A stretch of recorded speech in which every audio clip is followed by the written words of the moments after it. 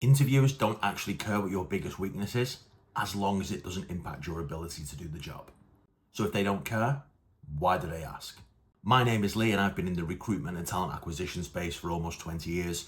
I created this channel to give no nonsense and practical job search and career advice to help you take control of your career. Hit the subscribe button so you don't miss out on future videos. So if they don't care, why do they ask what your biggest weakness is? The truth is, they're not looking for a perfect answer. They're trying to test three things. 1, do you have self-awareness? 2, has this weakness actually impacted your work? And 3, what have you done to improve? Most people mess up the answer to this question because they give really generic or cliched answers that don't really show the interviewer who they are. So today I'm going to show you how to actually answer this question, along with a couple of examples that I have used myself in the past. So first, let's dive in to why they really ask this question. They don't expect you to be flawless. They expect you to have a weakness, because everybody does. This question is a way for them to assess your own self-awareness and your growth mindset as well. If you're clueless about your own weaknesses or say that you don't have any, then that's a massive red flag for the interviewer, because that usually means that you don't take feedback well and you've got no desire for self-improvement. So let's talk about what not to say. Don't give answers such as, I'm a perfectionist, I work too hard, or I care too much. If you find yourself wanting to use those phrases, stop. They are overused and meaningless answers, and answers that the interviewers have probably heard thousands of times before.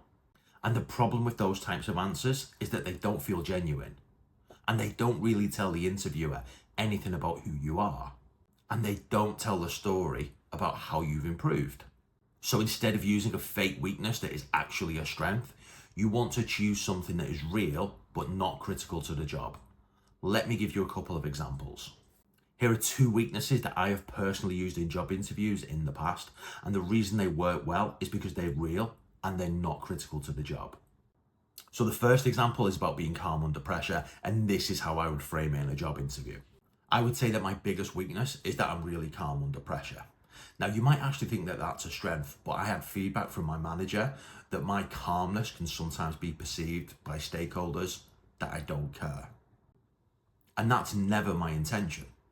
So now I make a conscious effort to make sure that I'm showing people that I do care, whether that's through the words I use or my body language, because I don't want them to perceive my calmness as lack of interest. So why does that answer work? Well, 1, it's a real weakness, but also 2, I talk about how I've received feedback and I've acted on it and what I've done to improve. So the second example is about public speaking. It's quite a common one, but you can adapt it pretty well. Again, this is how I would frame it in a job interview. My biggest weakness is definitely public speaking. I used to get really nervous when speaking to a crowd. I'd stutter, I could feel my face going red, and I used to get really worried about how I was being perceived by the crowd. So to get better at that, I started volunteering, speaking at small meetups or running smaller team meetings just to get used to speaking in front of an audience. And now I'm gradually working my way up and speaking in front of larger groups of people so I can take that final step and speak in front of a larger crowd. Because in my mind, the more I do it, the more comfortable I get with it. So why does this one work? Again, it's real. 2, it's relatable because it's quite a common weakness. But again, I am also showing the active steps that I'm taking to improve upon that weakness. Now, in both of those answers, they were real answers for me. I could openly talk about them and they weren't critical to the job that I'm applying for. But I've also shown the steps that I'm taking to improve on them. And they were both real answers, and you should always choose a real weakness, because the interviewer might probe, they might ask follow-up questions. So if you say something really vague, like I'm a perfectionist, the interviewer might ask you, can you tell me about a time when being a perfectionist has slowed you down at work? And if you don't have a solid answer, it's going to be really obvious that you've just picked the generic weakness. But if you choose a real weakness, then you can actually talk about it and you'll come across as authentic and relatable. and it will go down well with the interviewer.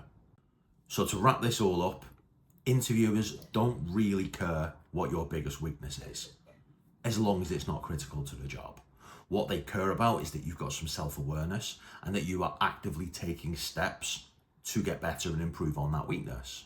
And the what is your biggest weakness is a question that gets asked in a lot of job interviews. So if you know it's going to be asked, you might as well take the time and prepare a really good answer for it. If you found this useful, check out the link in the description below this video. I've got loads of free resources. You can sign up to my newsletter, all filled with practical advice to really help you in your job search.